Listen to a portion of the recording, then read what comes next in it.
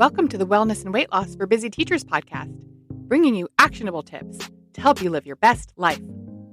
I'm your host, Tracy Baird. If you care about nutrition and fitness and want to make progress in your unique wellness journey, you're in the right place. This season, we'll discuss strategies for summer success. Let's get started. Hello, my friend, and welcome back to our Summer Strategies series. Today, I want to talk about snacking. I took a poll of teachers, and when I asked them what health and wellness challenges exist in the summer compared to in the school year, snacking came up at the top of the list. I assume it's because of less structure and more pantry access that snacking is an issue in the summer.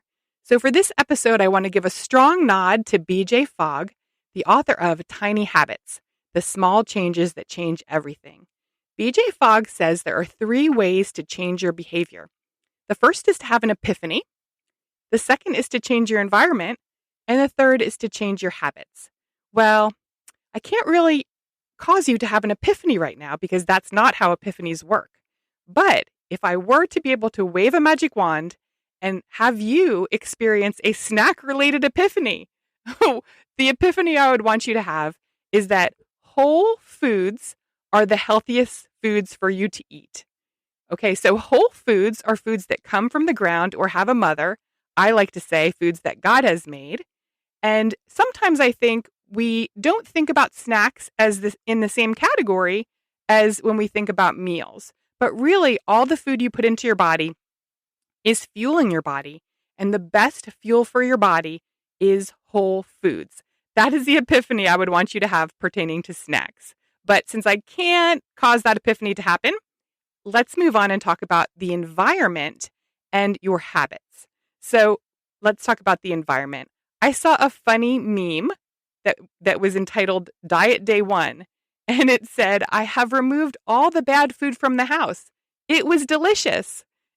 And so that's funny because it touches on a little bit of truth.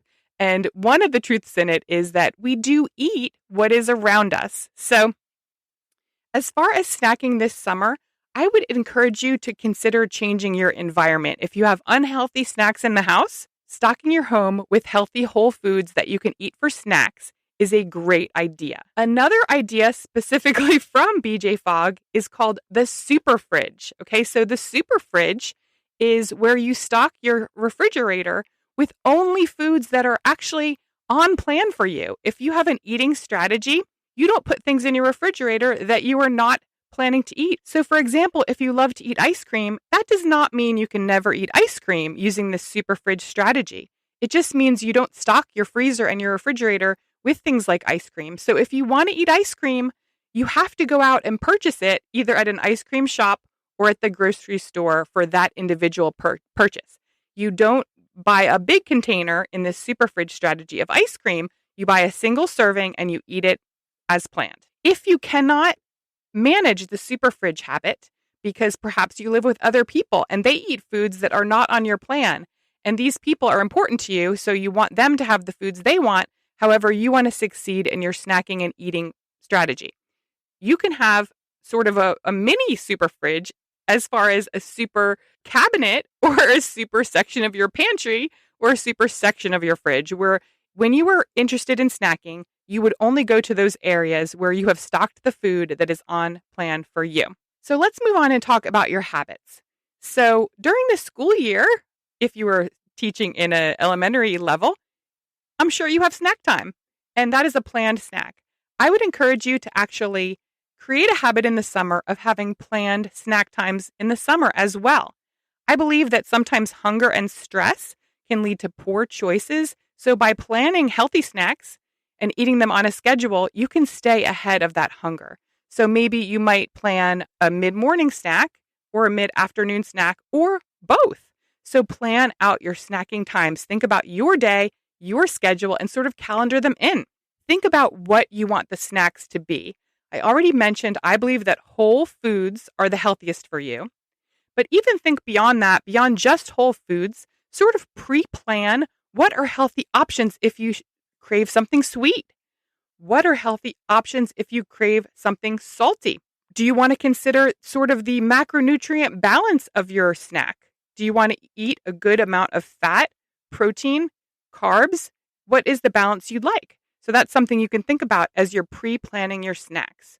I'd also like you to think about how much of each snack you will eat. Serving sizes are so important. I feel like the serving size on the label is sort of the most important, but sometimes not as much attention is paid to it as it deserves, because if a serving size is a quarter cup and you consume a cup, you might think you're getting that 150 calories that is the quarter cup size serving. But if you're eating a cup, you're getting 4 times that. Hey, it's Tracy. I'm cutting in and interrupting myself because I really want to connect with you. You can find me on social media at Tracy Baird Wellness on Facebook and Instagram. Now, back to the show. So consider how much of each snack.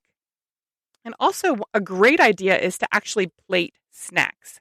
Eating a snack out of a bag, for example, is a bad idea because you aren't planning how much you're going to eat. It's easy to go too crazy. It's easy to eat too much when you are eating out of a bag or a box. So I would encourage you to think through to create summertime habits where you are planning the time, what you are eating, and how much of each food.